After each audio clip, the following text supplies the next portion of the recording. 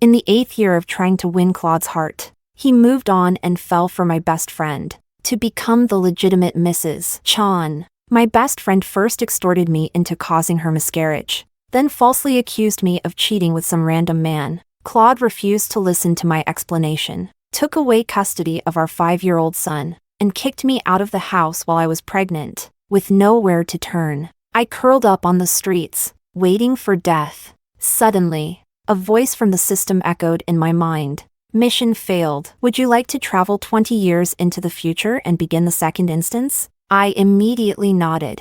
Yes. 20 years later, my biological son found me while I was in the countryside. See, after leaving my dad, you can only live like this? Back then, you heartlessly killed my brother and abandoned me. Did you really think I wouldn't keep Dad's company and rise to power? My mom said, if you kneel and admit your wrongs, they'll give you a chance to return and work as a maid. Hearing this, I mocked my own son. Hard life? Was he blind? Didn't he see the pigeon egg-sized diamond ring my daughter had just gifted me? Chapter 1. I deliberately shook the pigeon egg diamond ring on my hand, and Matthew, my son, looked at me and sneered. I can't believe, after 20 years, you're still as vain as ever. How embarrassing, wearing such a large fake ring. Looking at Matthew, who clearly didn't recognize quality, I couldn't help but scoff. What could he have possibly seen growing up around Claude and Cressida? Did he really think that just because Claude corrected the company's legal name to his, the company was his? How naive! Seeing that I didn't respond, Matthew's face darkened. He confessed, if it wasn't for Grandma needing care, do you think you would have any chance of returning to the Chan family? My mom forgave you for killing my brother, but this time, when you go back, you should think of it as atoning for your sins, taking care of Grandma in her old age. But don't think that just because you return to the Chan family, I'll recognize you as my mom. My mom is Cressida. Only her. Matthew lifted his head arrogantly, the same proud look he had when he was 5. Back then, when Cressida was arguing with me at the top of the stairs, he hid behind the door, watching. When Cressida tumbled down the stairs, covered in blood, he rushed to her side, crying hysterically, glaring at me as he falsely accused me. Why did you push Aunt Cressida? Why did you kill my brother? You're a murderer. I was shocked, staring at Matthew, my own flesh and blood, the one I had carried for 10 months and raised for 5 years. I tried to defend myself. Matthew, don't lie. Mommy didn't push Aunt Cressida. It was you. I saw it with my own eyes. Cressida struggled to wipe away Matthew's tears. Looking at me with triumph, she said, her voice full of grievance, Matthew's just a child. How could a child lie? I know I've wronged you. I shouldn't have climbed into Claude's bed, but I truly love him. Now, you've killed my child. Can you give Claude to me? I stared at Matthew in despair, my voice trembling. Matthew, I'll ask you one more time. But he threw himself into Cressida's arms and shouted, I want Cressida to be my mom. As I came to my senses, I saw the face of the 5-year-old Matthew mirrored in the man before me. Now, he had gotten what he wanted. He had become Cressida's only son. I couldn't help but mock them. So, I'm going back to the Chan family as a maid. How much do they pay per month? Before heading to Chan's house, I sent a message to my daughter Angelica. I'm back at Chan's house, and the other things will go according to plan. Soon, Angelica replied with an okay gesture. Looking at Angelica's profile picture, I felt warmth in my heart. Although I had come directly here from 20 years ago, the memories from those years were still perfectly stored in my mind. It was as if Angelica had truly been raised by me, and she was incredibly close to me. That afternoon, I arrived at Chan's house. Claude was still living in the villa from 20 years ago. The layout hadn't changed much, but it felt much colder and more rundown than before. When I arrived, Cressida eagerly greeted me and took my hand. Roma, I didn't expect you to actually come back. I was afraid you'd hold a grudge over what happened back then and refuse to come. I pulled my hand away in disgust and was about to speak when Claude's dissatisfied voice interrupted. She holds a grudge? She did something terrible back then. Letting her come back now to fulfill her filial duty to Mom is a way to atone for her sins. Besides, Just look at her. She's so poor and destitute. Coming back to Chan's house to be a maid is a stroke of luck for her. I looked up at Claude. 20 years later, he was still as handsome as ever, even more captivating than 20 years ago, when I first arrived in this world and learned that my task was to pursue Claude, the handsome guy. I was so excited that I couldn't sleep for several nights. I frantically researched strategies, hoping to succeed in winning his heart quickly so I could return to my original world. Chapter 2. But Claude never loved me. He married me only because I resembled his late first love. Later, using this fake face of mine, I took advantage of Claude being drunk and got pregnant with Matthew. I thought life would get better day by day as Matthew grew up. Who could have imagined that my best friend would step in and steal my target? But Cressida was nothing like Claude's first love. It wasn't until I was kicked out that I realized Claude just didn't love me. I rolled my eyes at Claude and pushed Cressida away, sneering, "The lucky one should be you, right? If it weren't for me, this woman who's done nothing but bad things, Claude might have ended the Chan family line. Don't you think?" As soon as my words left my mouth, Cressida's face went as white as a sheet. She looked at Claude, tears uncontrollably streaming down her face. If it weren't for what happened back then, our child would have been born healthy. I wouldn't have. Back then, she'd been willing to harm her own child just to climb the social ladder and frame me. But the damage was so severe that she lost her ability to bear children. Now, who was she pretending to feel sorry for?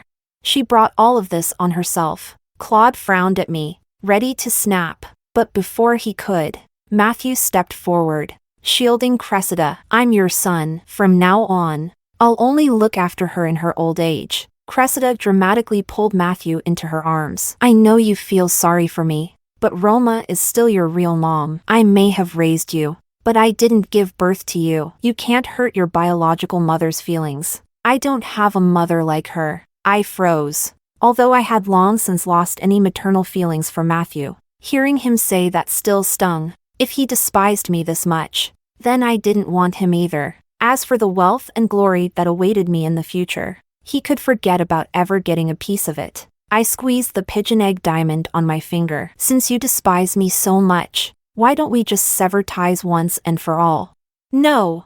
Claude glared at Matthew, his voice tight with anger. "No matter what, she's still your mother. How can you just cut ties with her?"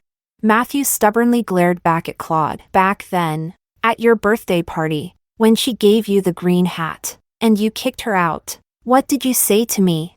You told me she was the most despicable woman in the world. You said I wasn't allowed to call her mom, even if she begged in front of me or died in front of me. You hated her that much, so why shouldn't I be able to sever ties with her?"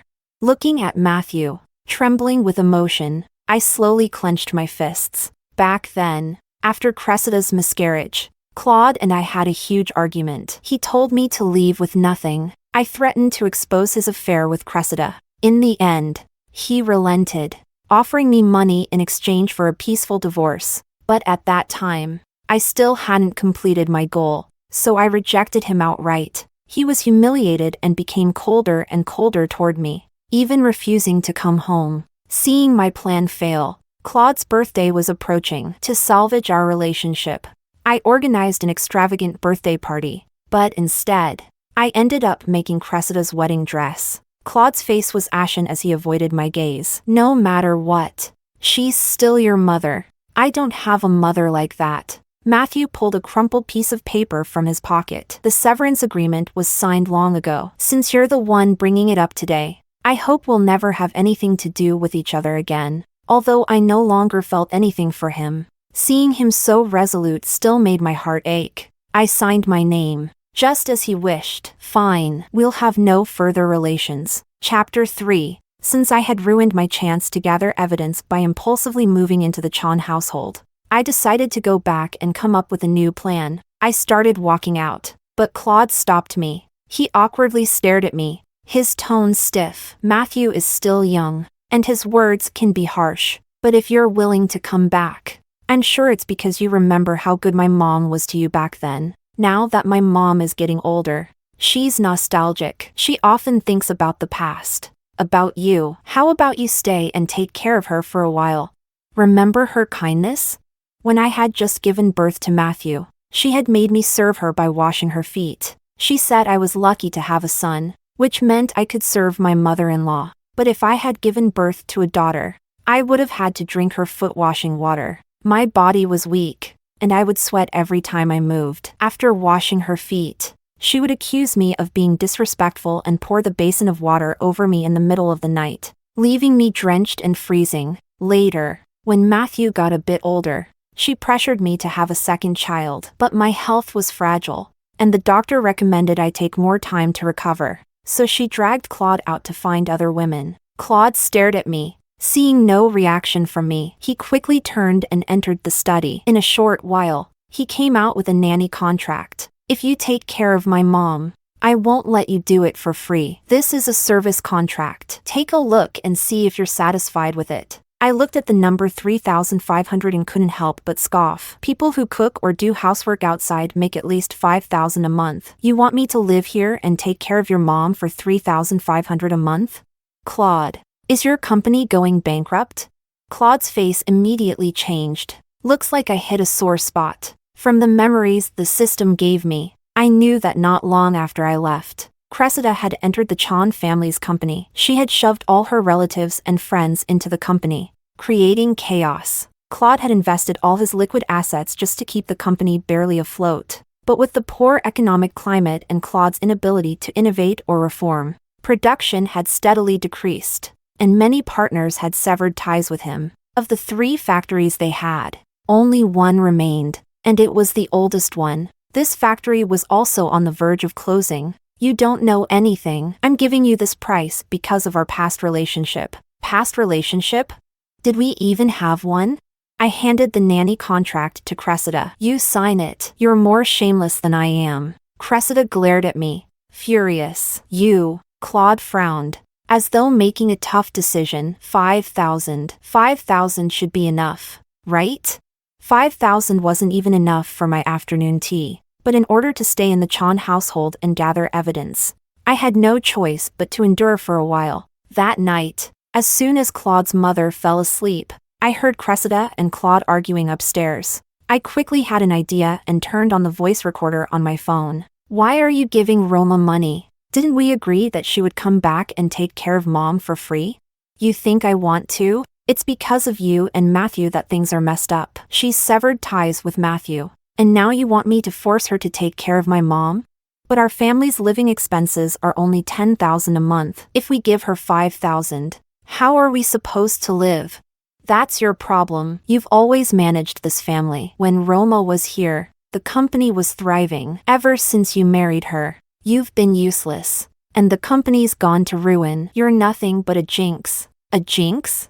You were the one who first hated Roma and climbed into my bed. You're the one who came up with the idea to frame Roma and have her leave with nothing. For you, I've sacrificed my ability to have children for life. For you, I've carried this disgrace for half my life. And you call me a jinx? Claude, do you have any conscience left? Hearing Cressida's words, my grip on the phone tightened. No wonder when the incident happened, the whole Chan family sided with Cressida, not even giving me a chance to explain. I was so naive to think I could gather evidence. It was all part of Claude's plan. I was nothing but a fool. I lowered my head, bitterly smiling, and shakily dialed Angelica's number. Daughter, let's make the Chan family go bankrupt. Chapter 4. The next morning, before the Chan family had even woken up, the door was suddenly knocked on with a loud thud. Thud. Matthew, who lived on the first floor, groggily opened the door with messy hair. Still half asleep. Who's there? This early? Brothers. The Chan family has gone bankrupt. We definitely won't be getting our salaries. Whatever's here, we're taking it today. The leader of the group shouted, and the people outside rushed in like a frenzy. Matthew stared in shock, his eyes wide open. He quickly snapped out of his daze and ran towards the group. Put that down. All of you. Put it down. What you're doing is illegal. The people who had come were workers from the factory, and some of them were strong. With one push, Matthew was shoved to the ground. Illegal? Your Chan family's gone bankrupt, and the factory machines have been mortgaged. You can't pay us our wages. So what's wrong with us taking some stuff? That's impossible. Our Chan family's factory is still fine. Stop talking nonsense. The man glared at Matthew and kicked him. I'm not talking nonsense. Go check for yourselves. The factory's shut down. Your Chan family's gone bankrupt. With that, he rolled up his sleeves and went back to taking things. Matthew stared in disbelief at what was happening in front of him, then scrambled to his feet and ran upstairs. Dad, Mom, come downstairs. The factory workers are taking everything. Probably because they had argued late into the night. Claude and Cressida were still fast asleep when they heard Matthew's shouts. Cressida stumbled out of the bedroom in her pajamas, still half asleep. What's going on? Who are you people? Why are you in my house? By now, most of the things downstairs had already been taken, and the remaining ones were being carried upstairs. Without hesitation, the intruders knocked into Cressida and charged straight for the study and bedroom. By the time Claude came downstairs, the place was in complete chaos, with both upstairs and downstairs a complete mess. Frowning, Claude squeezed his phone tightly and yelled angrily, "Put everything back! I've called the police!" When they heard Claude's words, some of the more timid ones dropped the things in their hands, but the bolder ones continued stuffing things into their pockets. Even if you arrest me, I'm taking the money. Am I supposed to let my wife and kids starve? Claude remained unmoved, born with a silver spoon in his mouth. He was the third-generation heir to a fortune. He'd never tasted hardship, so how could he empathize with an ordinary worker? Fiercely glaring at the man, Claude rushed over and punched him square in the face. Your wife and kids have nothing to do with me. You're committing burglary now. If the amount is large enough, you can expect to rot in prison. The man fell to the ground, clutching his face in pain and sobbing. Soon, the police arrived. The workers were all led away one by one in police cars. The last man to get in pulled out a stack of documents from his pocket. I'm reporting Claude for tax evasion and falsifying accounts. I have evidence. I raised an eyebrow and handed my ID to the police officer. I'm also filing a formal report against Claude for tax evasion and falsifying accounts. Chapter 5. Claude stared at me in disbelief, his face turning red with anger as he stormed toward me. Roma, what nonsense are you talking about? They're trying to frame me. Don't you know who I am? Why are you making trouble too? I couldn't help but let out a sarcastic laugh as I watched Claude being stopped by the police. I knew exactly what kind of person he was. Years ago, when someone accidentally died at the factory, Claude had the family of the deceased sign a release agreement through a lawyer to reduce compensation. What should have been millions in compensation was slashed down to only a few $100,000. When the worker's wife refused to accept and wanted to appeal, he handed the signed agreement to the judge with a smug look on his face. The judge upheld the original ruling, and the worker's wife, who was pregnant at the time, was so distraught that she miscarried right there in court. Claude, heartless as ever, even had the audacity to mutter a curse under his breath. I later gave $20,000 to visit the woman's family, only to find out she was devastated and had taken her own life. If it hadn't been for my mission to return to my original world and scheme against him, I swear I would have killed him with my own hands. Claude, I told you long ago, do more evil, and it will eventually come back to bite you. I told you to accumulate some virtue, to give that pregnant woman more money. But what did you say? You said, everyone has their own fate. Well, now your good days are over. This is your fate. Claude glared at me with pure hatred. Does this have anything to do with you? I mockingly nodded. Oh, yes. These people are all hired by me. Notice how they didn't take anything? Even if they go back to the police station, it won't constitute a burglary charge. As for your ledgers, I guess you won't be getting out of this mess anytime soon, will you? Claude went into a frenzy, shouting at me, Bitch! Roma, you fucking bitch!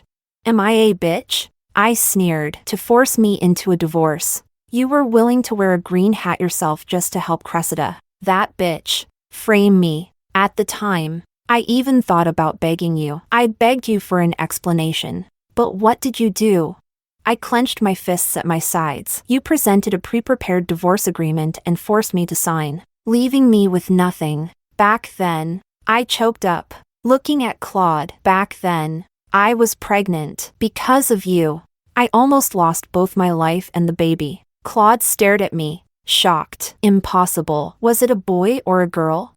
You really are my good luck, aren't you? Ever since I married Cressida, everything's been a disaster. This time, as long as I get through this, we'll remarry. This time, you probably won't make it through. At those words, Claude looked up toward the door. Standing there in a professional suit was Angelica, smiling gently at me. Mom, everything's taken care of. I'm here to take you home. Chapter 6. Mom? Our child is the CEO of the Lin Group? Claude's eyes widened in disbelief. His face filled with joy. I knew it. You really are my lucky charm. CEO. Lin, I'm your father. This situation must be a misunderstanding. If you're interested in Chan family's assets, I can sign the transfer contract right now. Matthew, who had been standing silently on the side, suddenly shouted, Dad, everything in the Chan family belongs to me. I'm your only son. Claude glared at Matthew with disgust. You've been ruined by Cressida. You inherited none of my intelligence. Cressida is nothing but an inferior woman. Her way of thinking and her education are nothing compared to your real mother. If I had known your mother was carrying a daughter, I should have never. Claude sighed with regret. I was so foolish. He turned to Angelica with a flattering smile. Mr. Lin, we're family. Everything can be discussed calmly. Angelica took out the contract in her hand and threw it in Claude's face. The Chan family has already gone bankrupt, according to investigations by the relevant authorities. There are many irregularities on your end. The company's legal representative should bear the corresponding responsibilities. Bankrupt? Claude stared at the documents on the floor in disbelief, his eyes then turning to Matthew. You're the company's legal representative. All of this responsibility falls on you. With so many issues, you might be facing prison time. Matthew frantically picked up the documents, his face turning pale. I didn't do anything. Why should I go to prison? Claude sighed deeply, a faint smile of relief on his face. Luckily, I'm smart. When the factory first went bankrupt, I suspected there might be more trouble ahead, so I changed the legal representative to you. You're my son. Helping your old man take on a bit of responsibility is part of your filial duty. Matthew clenched his fists in anger, glaring at Claude. I'm your biological son. How could you do this to me? You told me that if I helped Cressida frame Mom, you'd give me everything in the Chan family. Now you're using such vile tactics to destroy me. Are you even human? As Matthew revealed the truth I had longed to know, my heart remained unmoved. What do you mean? I made you frame your mother? That was Cressida's idea. You willingly fell for it. And now you blame me? Matthew turned desperately toward Cressida. Are you really just going to watch me go to prison? Cressida, pale as a ghost, looked at Matthew. You wanted to be the legal representative. I couldn't do anything to help you. Matthew, trembling with rage, held the documents in his hand, his eyes bloodshot as he looked at me. Mom, you can save me, right? I stared coldly at Matthew, whose expression was crumbling. I took out the severance agreement. You're the one who wanted to sever ties with me. I have no obligation to help you. Matthew, hearing those words, suddenly collapsed on the floor in front of me, banging his forehead onto the ground. Mom, I was wrong. I was manipulated. If you save me, I'll consider you my only mother from now on. I'll take care of you for the rest of your life. I looked at him with disgust. Go to prison. I'm not a woman worthy of being your mother. Chapter 7. Angelica nodded toward the police behind her, and Matthew was forcibly dragged away. Claude, with a fawning expression, looked at me. Roma, after all these years, when you married me, I treated you well, didn't I? Sure, I made some mistakes, but who doesn't? It's only human. Give me a chance, and I'll treat you well from now on. I'll take good care of our daughter. He proudly glanced at Angelica. She looks just like me. Definitely my child. Angelica rolled her eyes in disgust. Your company's accounts are all fake. Do you think shifting the blame to the legal representative will solve anything? People from the relevant departments will be here soon, so you'd better think carefully about how to explain those accounts. Upon hearing this, Claude's face changed. What accounts? I don't know anything about this. He reached out to grab me, but I stepped back. He glared at me in frustration. Do you really want to destroy the Chan family? Destroy the Chan family? You did this to yourself. Step by step. If you hadn't done all those things, even if I wanted revenge, I wouldn't have succeeded. Claude took 2 steps back. Defeated. I haven't done anything wrong. You're just petty, holding a grudge over things from the past. He pointed at me angrily. It's you. You vile woman. You'll never have peace. When the officials arrived, Claude was so out of control that even the police couldn't restrain him. The authorities suspected he had other issues and called in medical personnel. The medical team arrived quickly, and after administering calming medication, Claude, who had been on the brink of a breakdown, finally quieted down. Once Claude was shoved into the police car, Angelica followed the officials for further investigation. The house was left with only Cressida and me. She looked at me with a pale face, her voice tense. What do you want to do to me? I looked around at the dilapidated house, snorting with mockery. You won't be living here anymore. How about going back to your old job? She clenched her fists, hatred in her voice. Why do you have to ruin my happiness over and over again? I finally became Mrs. Chan. Do you have any idea how hard these years have been for me? I could guess how difficult it must have been for a woman who couldn't have children, living in the Chan family's male-centric household. But that was her choice. No one forced her. And what about me? You used all those dirty tactics to force me to divorce Claude. Pregnant and pushed out of the house with nothing. Do you know how miserable I've been? According to the system, in the original plot, I endured more hardship in those few years raising my child alone than I had during my entire 8 years in the Chan family. Cressida lowered her gaze. This was my only chance to cross classes. I didn't want to be a saleswoman forever. When I first came here, I was already married to Claude. I had no family, no friends. Every day I just spent the money Claude gave me, shopping with the black card. Cressida worked as a luxury brand saleswoman. She was outgoing, cheerful, with a touch of humor. I liked her, and we became good friends, chatting about everything. I treated her like a sister,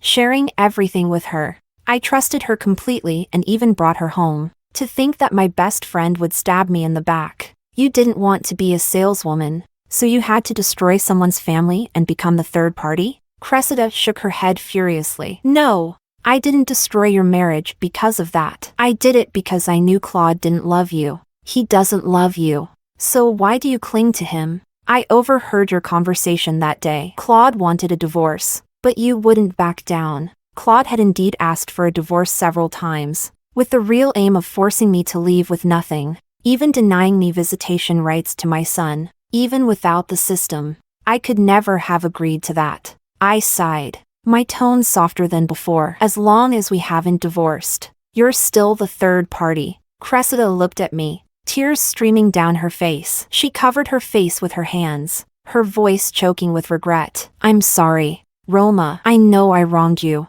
and I know you won't forgive me. But can't you look at all the years we've been friends and give me a way out? A way out for her?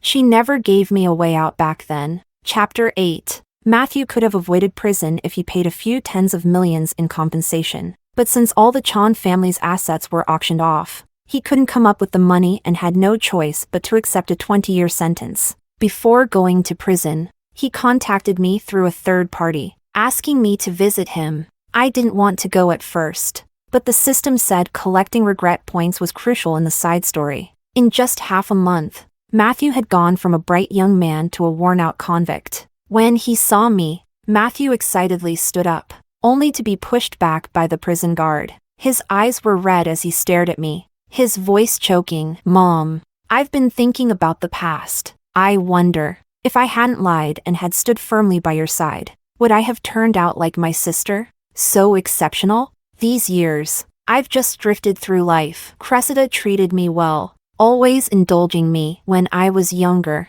I thought she was great, but now I realize it's because she never cared about me. That's why she let me be. I miss the days when you forced me to memorize classical poems. Now I realize, the only person who truly loved me was you. Looking at the tearful Matthew, I tightened my hand on my lap. The hardest thing in this world is buying regret. Matthew lowered his gaze. Will you come visit me more often after this? I shook my head. There's nothing to see. When I left the prison, the light rain had started to fall. I received a call from the psychiatric hospital, informing me that Claude had committed suicide. By the time I arrived, Claude was lying in a pool of blood, weakly gazing towards the door. When he saw me, he sobbed. "Roma, I'm sorry. I've let you down." I stared at him with scorn. "Be a good person in your next life." Claude died at the psychiatric hospital. According to their rules, the funeral expenses had to be paid by the family. If the family didn't pay, his body would be cremated and discarded in a neglected cremation center. As his ex-wife, I wasn't considered family, so I had no obligation to pay. But out of a sense of goodwill, I went to find Cressida. She was handing out flyers by the roadside in the drizzling rain, with Claude's mother sitting beside her. Claude's mother cursed at her. "You're a cursed star. If it weren't for you, the Chan family wouldn't have ended up like this. I've never suffered in my life, and now I'm old, and you bring me to stand on the street handing out flyers. You're not even that ugly. Why don't you sacrifice yourself and hook up with a rich man to improve my life?" Cressida glared at Claude's mother with cold eyes. She raised the flyers in her hand, pushing Claude's mother into the oncoming traffic. A truck sped by, and Cressida and the old lady were struck and thrown a great distance, dying on the spot. Suddenly, the system's voice echoed in my mind again. "Congratulations, host. You have completed the side story and will be returning to the original world."